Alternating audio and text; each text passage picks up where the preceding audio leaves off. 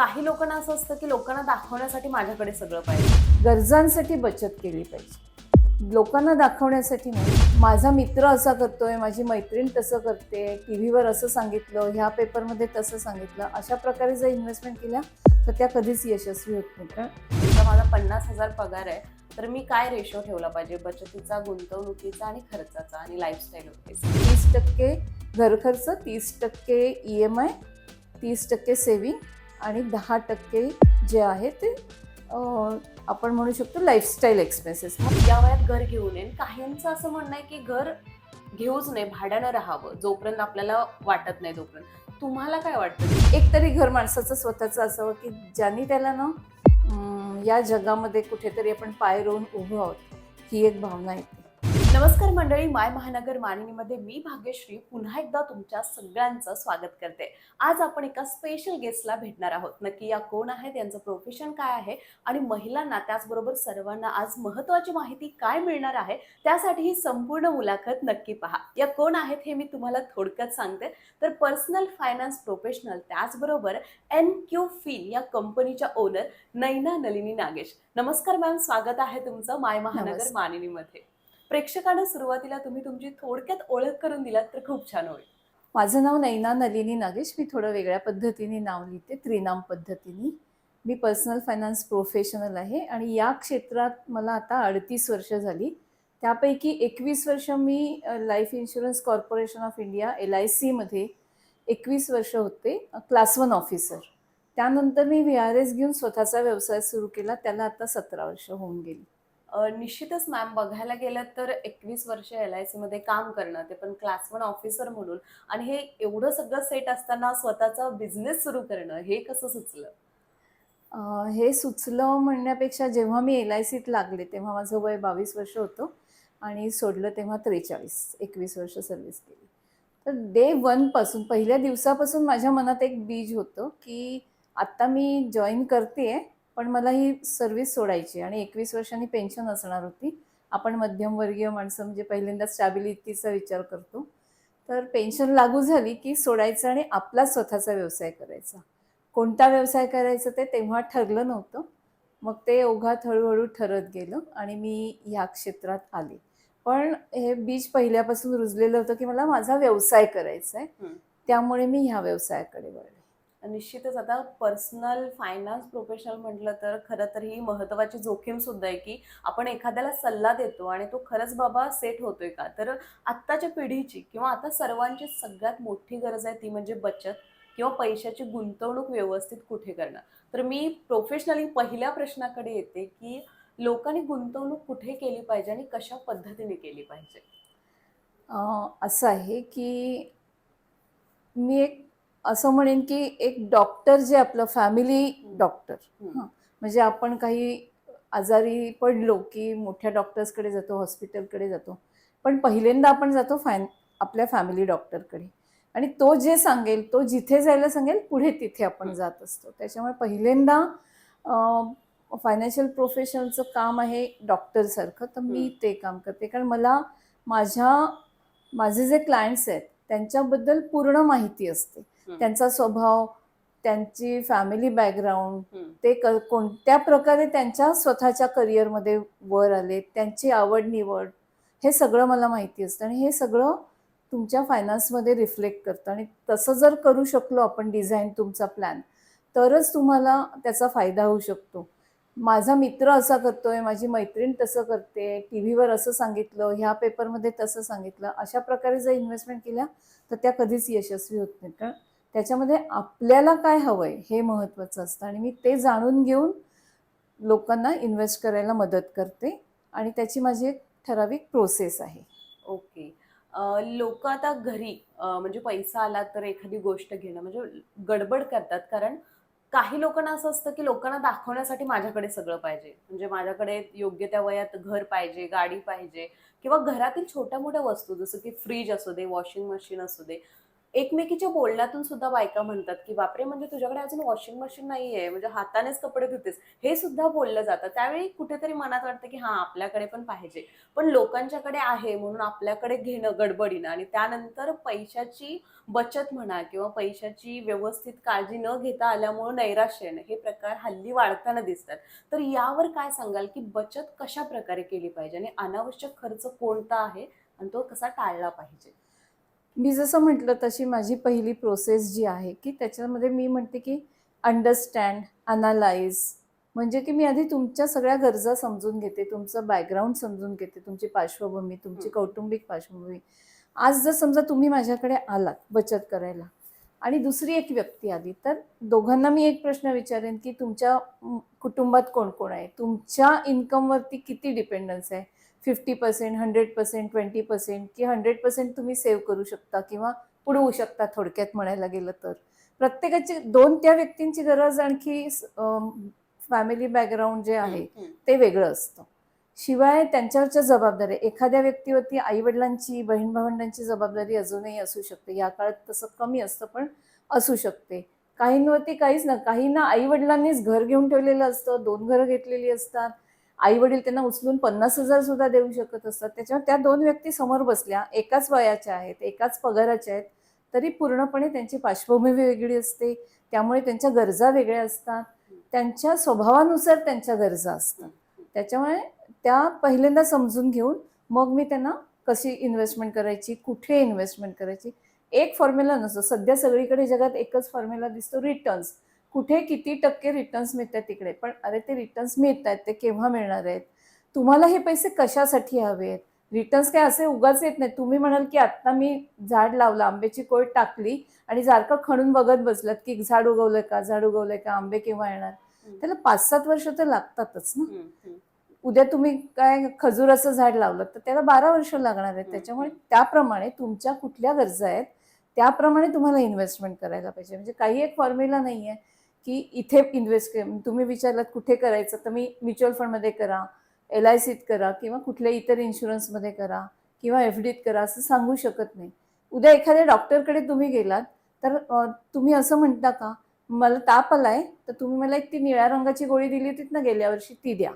तुम्ही सांगत नाही ना डॉक्टरला. डॉक्टर समजून घेतो. पहिल्यांदा तुम्हाला ताप आला असेल तरी तो बीपी बघतो. हं, कारण बेसिक गोष्टी आहेत ना. बीपी बघितलं तरच कळणार. तुमचं वजन बघतो तो. त्याप्रमाणे तो तुम्हाला औषध देणार आहे. हं. तुम्ही आणि तुमची मैत्रीण तुमच्या दोघींच्या वजनामध्ये जर 25 किलोचा फरक असेल, तरी सारखाच आजार असेल तरी तीच गोळी नाही डॉक्टर देणार. तर बरं. त्याप्रमाणे मी सुद्धा डॉक्टरप्रमाणे काम करते, की समजून घेते सगळ्या गोष्टी हं, आणि मग तर त्या व्यक्तीला सुद्धा हे समजून घेतलं पाहिजे. की आपल्या गरजा काय आहेत. हं. पहिल्यांदा आहे ना, गरजांसाठी बचत केली पाहिजे. लोकांना दाखवण्यासाठी नाही. उद्या तुम्ही लोकांना काय दाखवणार आहात? तुमच्या घरी फ्रिज, वॉशिंग मशीन, टीव्ही आहे. पण जेव्हा तुम्हाला गरज पडते पैशांची, आजारपणामध्ये म्हणा, आई-वडिलांची काळजी घेण्यामध्ये म्हणा, मुलांच्या शिक्षणासाठी असेल, तुमच्या हौसे-मौजेसाठी असेल, तेव्हा ते तुम्ही लोकांना काय दाखवलंय ते तुमच्या कामी नाही येणार आहे. तुम्ही काय बचत केली आहे आणि तुम्ही त्या बचत करताना तुमच्या लक्षात होतं का, की मला या गोष्टीसाठी लागणार आहे. तरच तुमचे पैसे तुमच्या कामी येणार. तुम्ही कष्ट करताय, तुम्ही कमावताय, ते तुम्ही तुमच्या स्वतःसाठी सेव्हिंग करा. तुम्ही लोकांना दाखवण्यासाठी करू नका. लोकांना दाखवून तुम्हाला सर्टिफिकेटही मिळणार नाहीये, की बरोबर. जे तुम्ही भिंतीवर लावाल. बाकी तर काहीच साध्य होणार नाही. त्याच्यामुळे पहिल्यांदा तर गरजांसाठी आपल्या बचत केली पाहिजे. हं, आणि तुम्ही जे म्हटलत, की एक्स्ट्रा खर्च टाळावेत. हं. तर पुन्हा हेच आहे ना, तुम्हाला तुमच्या गरजांची जाणीव झाली, की तुम्ही एक्स्ट्रा खर्च टाळणारच. कारण तुम्हाला लक्षात येईल, की तुम्ही कमावताय, कितीही कमवत असलात, तरी ते जे सेव्हिंग कराल, ते अपुरंच आहे. तुमच्या गरजांसाठी अपुरं आहे. जेव्हा तुमच्या गरजांसाठी अपुरं असणार, तेव्हा आपोआपच खर्चाला आळा बसतो. तर थोडं जर आपण डोळसपणे जर सेव्हिंगकडे बघितलं, तर मग एक्स्ट्रा खर्च टाळूच शकतात आणि त्याच्यावरही आपण उपाय करू शकतो. डीमार्टला न जाता साध्या आपल्या वाण्याकडे जा. दोन्ही गोष्टी होतील. आपल्या आजूबाजूची वाण्याची दुकानं चालू राहतील. हं, शिवाय आपले एक्स्ट्रा खर्च टळतील. आपण पूर्वी यादी घेऊन जात होतो. कारण आपल्याला माहिती आहे घरात पण आता डीमार्टला जातो. सॉसच्या 3 बाटल्या घेतो. 6 महिने पडून असतात. म्हणजे एक तर एवढं जुनं-जुनं आपण खात राहतो. हं, शिवाय बिस्किटांचे 10 प्रकार घेतो. हं. गरजच नसते. मुलांनाही आता कसलं नाविन्यच राहिलं नाहीये. पूर्वी मला आठवतं की आमच्या घरी महिन्यातून एकदा 5-6 ग्लुकोजचे पुडे यायचे. तो एक ग्लुकोजचा पुडा पहिल्याच दिवशी काढून आम्ही फस्त करायचो. त्यात एवढी मज्जा यायची खाण्यामध्ये. पण आता 10 प्रकारचे बिस्किट बघून असं वाटतं एक पण कुठलं खाऊ नये. सो अतिरेक होत चालला ह्या सगळ्याचा. त्या गरजांनुसार यादी करून सामान आणलं तर एक्स्ट्रा खर्च होण्याचाच प्रश्न येत नाही. पुन्हा सामान आणायला जाताना काय उरलंय, काय संपलंय आपल्याला कळतं की आपण 2 किलो डाळ आणतोय, पण महिन्याला आपल्याला अर्धाच किलो लागते. या सगळ्या गोष्टींनी हे एक उदाहरण दिलं मी. असंच बाकीच्या गोष्टींचं आहे. कपड्यांचं ठीक आहे, हल्ली खूप उपलब्धता आहे, हौसमौजही करावी, पण किती? म्हणजे माझा पगार इतका आहे, तर त्याचं सगळं मला एक विभागणी केली पाहिजे की मी इतके अमुक इतके टक्के ह्या गोष्टीवर करीन, त्या गोष्टीवर करीन. हौसेमौजेवर सुद्धा किती खर्च करीन? मी महिन्याला 3,000 करीन. असं जर मी ठरवलंय, तर मग 3,000 मध्ये 4 ड्रेस आले तर घेऊन यावे. पण 3,000 मध्ये एकच येत असेल किंवा कदाचित तो 6,000चा असेल, तर एक महिना खरेदी नका करू. दुसऱ्या महिन्यात जाऊन तो 6,000चा घ्या. 6,000चा घालू नका असं माझं म्हणणं नाही. नक्कीच मी या प्रश्नाकडे येईल की रेशो काय असला पाहिजे. समजा माझा 50,000 पगार आहे, तर मी काय रेशो ठेवला पाहिजे बचतीचा, गुंतवणुकीचा आणि खर्चाचा आणि लाईफस्टाईल हे सगळंच? ह्याला आपण असं म्हणू की financial thumb rule. Thumb rule म्हणजे कायदा नाही, एक गाईडलाईन आहे की ज्याप्रमाणे जर आपण चाललो तर सगळ्या गोष्टी म्हणजे आपण डिसिप्लिनमध्ये येऊ. आणि आपण जर एका शिस्तीमध्ये सेव्हिंग केलं किंवा एकूण आयुष्यही आपण बघतो, पण जितकं शिस्तीत जगू शकतो तो रिझल्ट केव्हाही चांगला असतो. तर त्याप्रमाणे जर विचार केला तर आपल्या पगाराच्या, इन्कमच्या, म्हणजे तुमचं जरी अगदी बिझनेस इन्कम असेल तरी आपल्याला ते वेगळं काढता आलं पाहिजे. हे माझ्या बिझनेससाठी आणि हे माझ्या घरासाठी. तर त्याच्यामध्ये तुम्ही 30% पहिल्यांदा तर तुमच्या घरगुती खर्चासाठी वापरले पाहिजेत. त्याच्यानंतर 30% EMI. आजकाल प्रत्येकाला EMI असतो. गाडीचा असतो, घराचा असतो, वॉशिंग मशीन, मोबाईल सुद्धा EMI वर घेऊ नयेत. गाडी सुद्धा खरं तर EMI वर घेऊ नये. जे डिप्रिशिएटिंग असेट्स असतात, म्हणजे ज्याची व्हॅल्यू वाढत नाही, अशा वस्तू EMI वर घेऊ नयेत. आपण पैसे साठवून घेऊ शकतो, गरजेनुसार घेऊ शकतो. पण घर ही एक, समजा आपण गृहीत धरलं की काय म्हणतो आपण त्याला, बेसिक गरज आहे, अन्न वस्त्र निवारा, त्यापैकी घर. तर तो EMI तो पण 30% असावा. आपल्याला खूप वाटेल 1 BHK, 2 BHK, 3 BHK घ्यायचं, पण आपल्या पगारामध्ये 30% जर आपण घेतलं तर ठीक आहे. आता पूर्वीसारखं राहिलं नाही ना की एक घर असायचं पिढ्यानपिढ्या.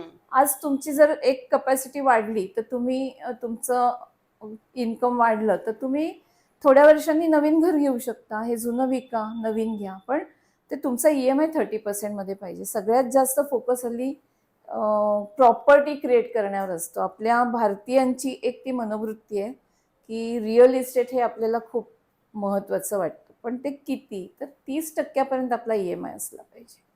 आणि त्यानंतर 30% बचत झाली पाहिजे. नाही तर असं होतं की EMIच आपला 60-70% असतो. त्याच्यानंतर खर्चाचीच तोंडाची हात मिळवणी होत नाही खर्चाची. त्याच्यानंतर मग सेव्हिंग मग म्हणतो की आपण नाही, नंतर रिटायरमेंटला तर वेळ आहे. मुलांचं एज्युकेशन आत्ता तर 5-7 वर्षाचे आहेत, पण हा म्हणता उभं राहतं. मग पुन्हा आपण कर्जाच्या विळख्यात, मग हे कधी संपतच नाही. त्याच्यामुळे जर आपण हे पाळले रूल की 30% घरखर्च, 30% EMI, 30% सेव्हिंग आणि 10% जे आहे ते आपण म्हणू शकतो लाईफस्टाईल एक्सपेन्सेस. मग हाऊसमौज आहे, त्याच्यामध्ये हॉटेलिंग आहे. त्याच्यामध्ये पण आम्ही असं म्हणेन की शॉर्ट टर्म गोल्स आणि लॉंग टर्म गोल्स. म्हणजे कसं की वर्षातून आपण कधी पिकनिकला जातो, दसरा दिवाळीला जास्त खर्च असतो, हा एक 10% लाईफस्टाईलमध्ये येतो. किंवा मंथली, वीकली की आपण मॉलमध्ये जातो, खरेदी करतो, हॉटेलिंगला जातो.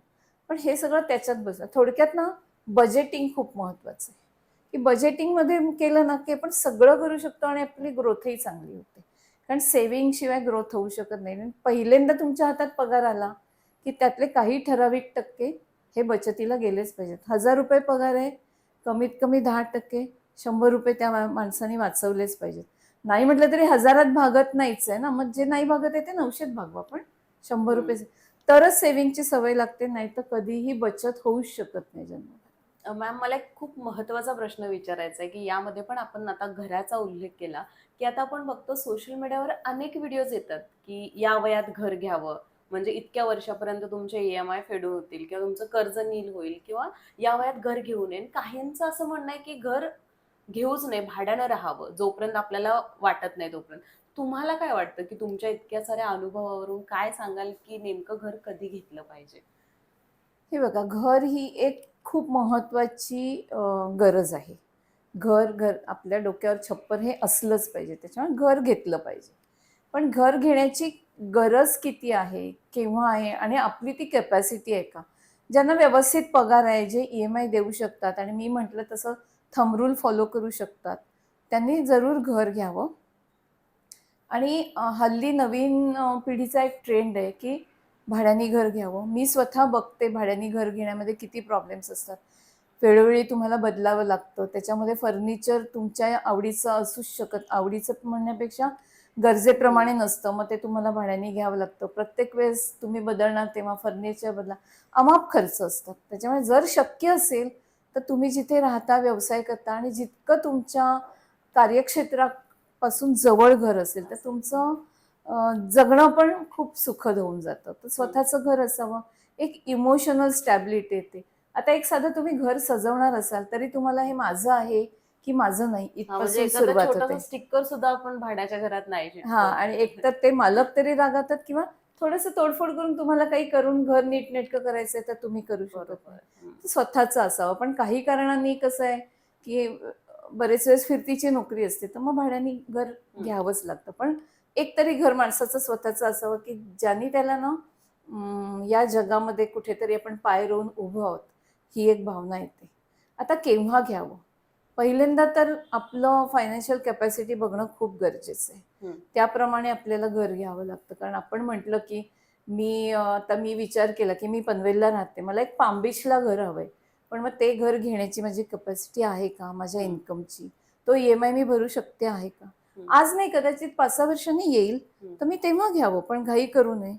शिवाय नोकरी लागल्या लोकांचा पहिला ध्येय असतं, की मला घर घ्यायचंय. पण अरे तुमचा पगार किती? किंवा दोघंही कमवत असतील तर थोडं घर घेणं सोपं होतं. पण त्या पगारामध्ये एक साधं जे घर आहे, आज कुठेही म्हणजे आता सर्वसाधारण जर मी जिथे बसले त्याचा विचार केला नवी मुंबईचा, तर 50,00,000 असं मी म्हणते, पण तेवढ्यात सुद्धा 1 BHK येईल की नाही शंका आहे. हं. पण ह्या 50,00,000ला 40-50,000 EMI भरणं एवढी जर तुमची कॅपॅसिटी असेल, तर जरूर लगेचच घर घ्यावं. नोकरी लागल्यावर जर तुमचा पगार पुरेसा असेल, दोघं जण कमवत असतील आणि दोघांचं मिळून इन्कम पुरेसं असेल तर. आणि जर अशक्य असेल तुमच्या पगारात EMI बसणं, तर पहिली 5, 6, 7 वर्ष भाड्याने राहून आधी तुमचं सेव्हिंग, तुमचं आयुष्य, तुमचं घर तुम्ही आधी सेट करा आणि मग घर घ्या. ते कोणताही ठराविक वेळ असं नाही. हं. केव्हाही लग्न झाल्यानंतर म्हणायला लागेल आपण जर हं. जनरली एका कुटुंबाचा विचार केला, तर लवकरात लवकर घर घेणं चांगलं, पण त्याच्यात सगळ्या गोष्टींचा विचार केला पाहिजे. भाड्याने राहणंही चुकीचं नाही. हं.